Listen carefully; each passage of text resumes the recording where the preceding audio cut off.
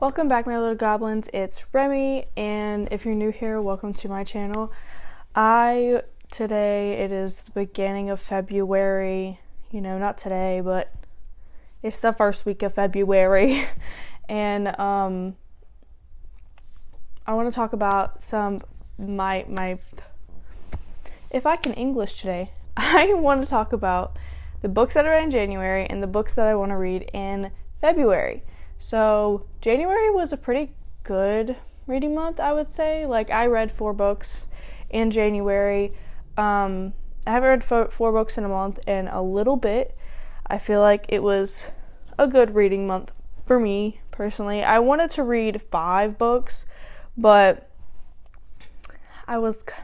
one book was kind of putting me in a reading slump. We'll talk about that in a minute. So I read 1 physical book and 3 Kindle Unlimited books, and I have 1 DNF, so we'll talk about that. The first book that I read was Addicted for Now by Kristen Becker Ritchie. This is the 3rd book in the Addicted/Calloway Sister series, and honestly, I gave this book a 5-star. It is the perfect next book next to Ricochet. The first book was not my favorite. Ricochet was my favorite.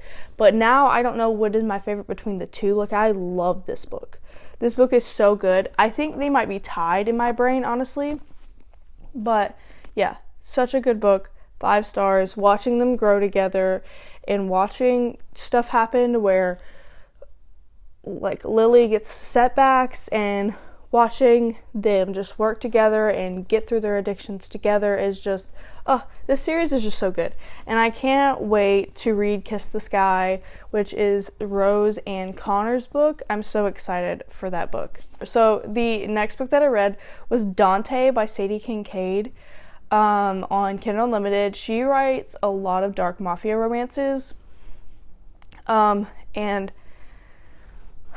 a little under the weather, so it's hard for me to freaking breathe and speak, so I'm sorry. But this was the first book to the LA Ruthless series, and I gave this book a 3.5. I love Sadie Kincaid's writing. I just don't think that these characters were my favorite or the situation was my favorite, but yeah. 3.5. I really liked Dante, and I liked the other characters, so I will be continuing with the series, but I think the overall story, how they met and what happens and blah, blah, blah, blah, not my favorite. Just, there's a pregnancy trope. That's kind of why it's not my favorite. It's not like it was done in a bad way, they just kind of threw it in there. They were kind of being a little reckless with the smut scenes, you know what I'm saying? But she essentially is kind of Stockholmed. She's very aware of that in the book, though. She's like, bro, this is crazy. I'm basically, having Stockholm Syndrome. I don't know why I'm so in love with this man. So she gets it, but he also genuinely shows and cares about her. So it's not like he's, mean and she, Stockholmed, you know? So, he shows that he cares, and he does actually genuinely care about her. What's her name again? I forget her name. It's Dante and, Kat. Dante and Kat. Her name is Catherine or something. Katarina. And she doesn't like her full name, so she goes by Kat. And she had some really bad situation happen to her that's kind of eluded the entire book, and then you find out, and yeah. So he helps her work through some of those traumas. It's some sexual trauma, so there are, I would say, check the trigger warnings. There are mentions of rape and SA and kidnapping and stuff like that. So it is a dark romance, so check the trigger warnings. But he kind of helps her work through those things, and she has really bad nightmares and stuff like that. So yeah, I mean, they're cute together and whatnot, but I just think that the pregnancy trope and how they met and all this other stuff, honestly, how they met is, I don't know, kind of how they met is whatever, but it's so this is not a spoiler, so this is the beginning of the book. So Dante and Maximo break into Kat's house looking for her brother, because her brother's a drug addict and a gambler or whatever, and stole a bunch of money from their mafia, right? And they are looking for her brother, right? And they find her instead. And so they're like, okay, well, we're going to take you instead. So he was supposed to kill her, but he doesn't. He ends up just taking her back to their house. And I have a love-hate relationship with this type of mafia romance, because, like, I don't know. It was good, but also I had some gripes with it. You know what I'm saying? So 3.5. It's a 3.5. So maybe you'll like it. But Sadie Kincaid's writing is really good. So the next book that I read was Kingdom by W.S. Greer. It was about this girl who reads a lot of BDSM romance books by this author named Nathan Booker. And she ends up meeting him at a signing, and he ends up being, like, really intrigued by her, and because she had, like, mentioned that, like, the books made her realize that she really likes BDSM and that's what she wants in her, like, sex life. But, like, so they end up going on a date, and kind of that's how it happens. I DNF'd this book, not the biggest fan, kind of slow, didn't really like the characters that much. Nathan, or Nazir is his real name, I liked him, but the girl was kind of annoying. The guy in the beginning, her, like, ex, the guy she was dating and then she broke up with, was annoying. But I guess he was supposed to be annoying because he was a dick, but I don't know, I didn't really like the girl that much. But so I DNF'd it. I was like almost halfway through or something. I was like 30% of the way through and not a lot was happening. I was kind of bored. Maybe you'll like it. I think my biggest mistake was finding this book on Book Talk. So yeah, the next book that I read is another Sadie Kincaid book. It is the first book in the New York Ruthless series. It is called the Ryan Brothers or something. Ryan's Rule. It's called Ryan's Rule, and it is about the Irish Mafia. If you didn't know, I'm Irish. I didn't grow up Irish, but I liked this book. It's about the Ryan brothers and Jesse. So there is the oldest Ryan brother, which is Shane. There's the middle, which is Connor, and then the two youngest, which are the twins, Mikey and Liam. So they all left Ireland because their father was a piece of shit and didn't really treat them correctly. He only wanted Shane. He didn't want to have more kids, and he ended up having the other 3 kids, and so he treated them all like kind of shit. And he did something really bad, and that's why they left Ireland. You find that out in, like, the 3rd book or something, why they really left Ireland. And but now they're in New York, and they kind of fell into, like, the mafia thing. They didn't really, something that they chose. It was just kind of something that happened. So yeah, now they're the head of the Irish Mafia in New York, and Jesse was a computer analyst, hacker person for the Russian Mafia. So basically, the Ryan brothers came in and killed the head of the Russian Mafia, and I think not the head of the Russian Mafia, it was just this one guy, Nikolai. They killed Nikolai, and he was, like, a part of the Bravada, and, like, kind of, like, kept Jesse really close, because, like, she apparently, like, had worked for him for 2 years and then finally got really close with him, because she was trying to figure out who killed her family, because there's this Russian assassin called the Wolf that killed her entire family and then kidnapped her. He's apparently this assassin that nobody knows what he looks like except for Jesse. Jesse's the only person that's ever seen his face, blah, blah, blah. But she literally watched him torture and kill her entire family, so of course she wants to find him. So she was getting really close to finding him, right? And then the Ryan brothers came in and killed all of her Russian people that she hated. She hated everybody in the Bravada, but they killed them all, right?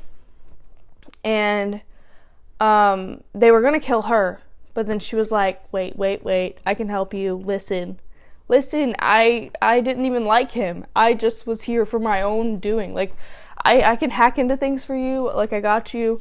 And they were all like, I don't know.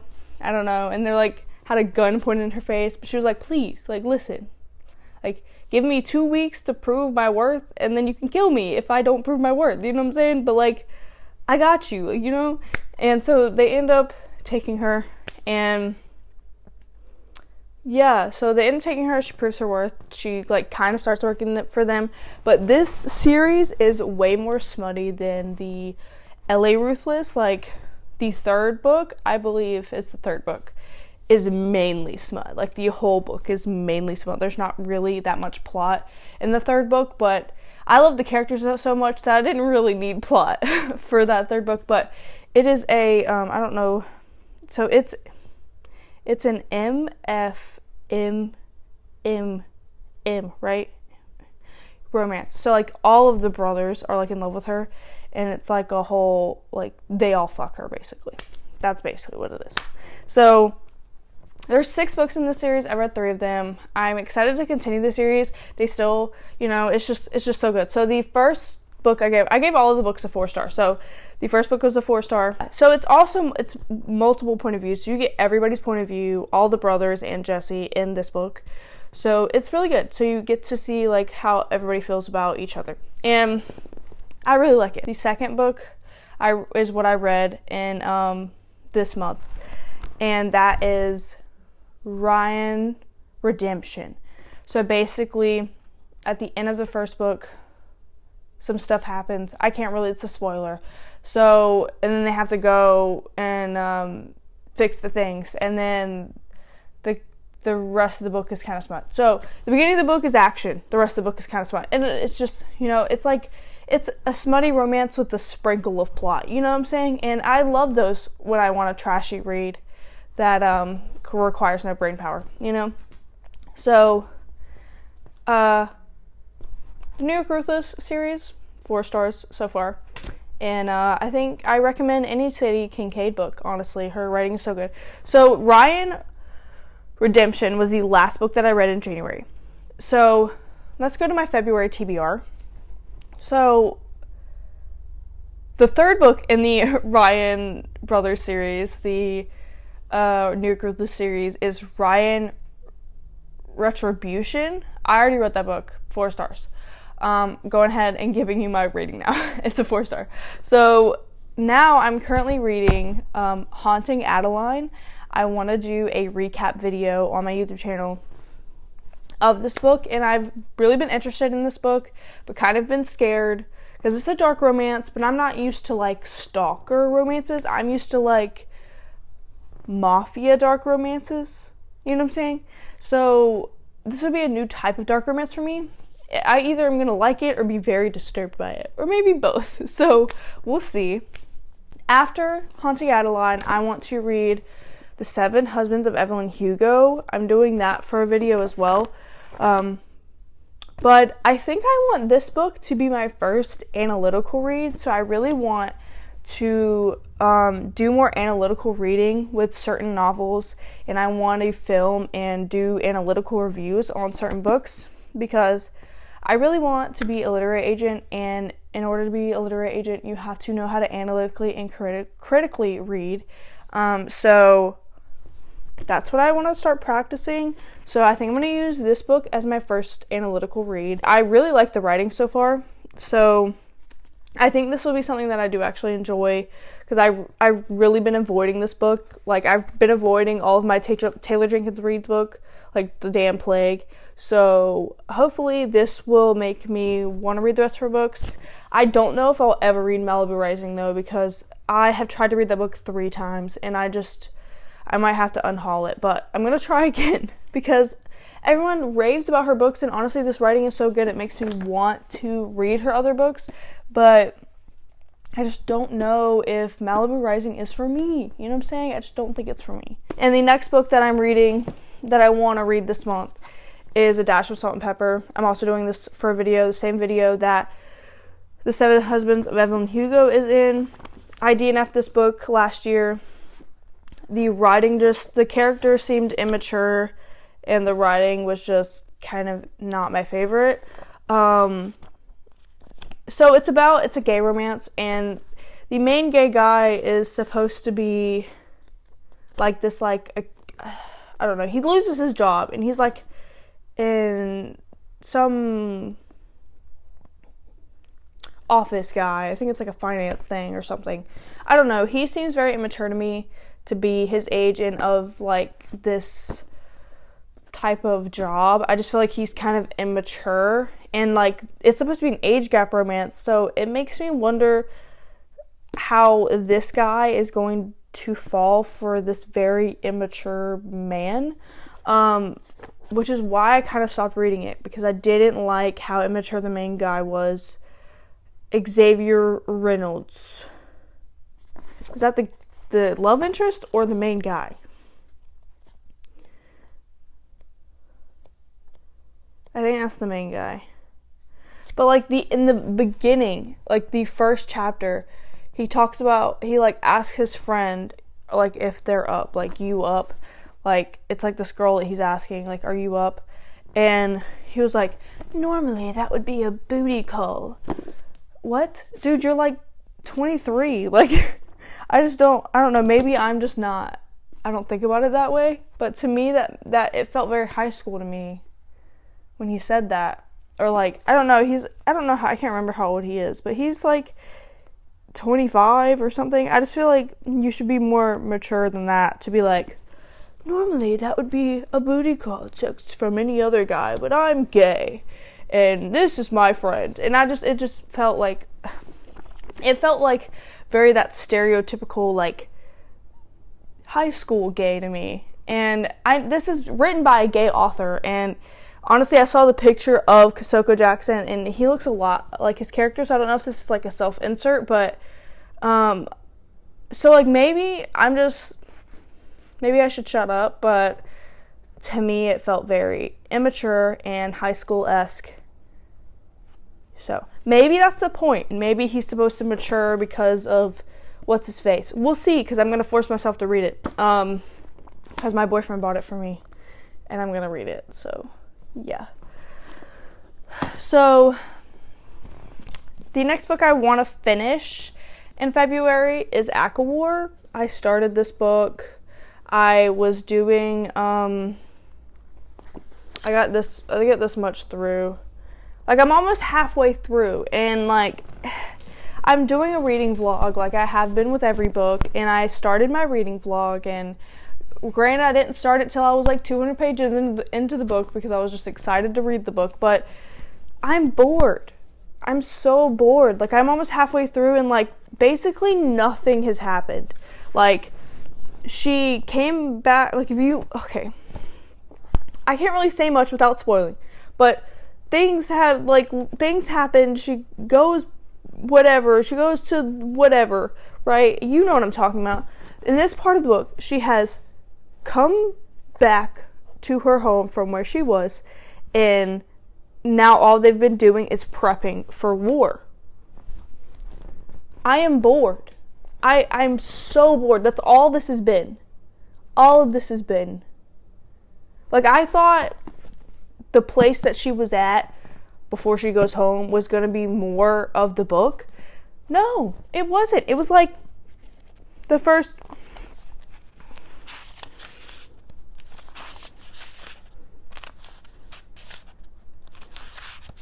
It was like just the first 125 pages.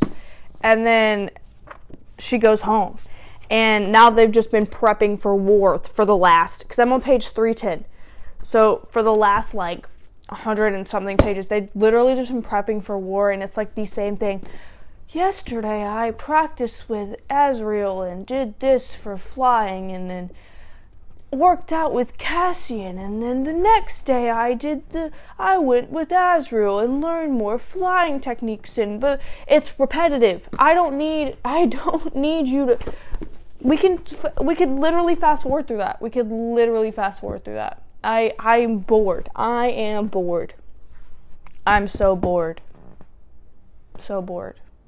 I don't need every single page to be like, I was really sore going back to my home, and the next day I have to do it all over again, and I wake up and go practice with Azriel and practice fighting with Cassian. It's every page. It's every page. I don't need it. Talk about it, and then do a time skip and be like, for 3 months I've been practicing this and this, and I've gotten this far in my progress, but I'm quite not there yet. We need some more practicing, you know what I'm saying? But honestly, they talk about how fast the war's coming up, so obviously it probably wouldn't even be months. It could be like maybe be a month, and they're like, I've been practicing this much, and now Hybern's here, and I just don't think I'm ready, but we'll see.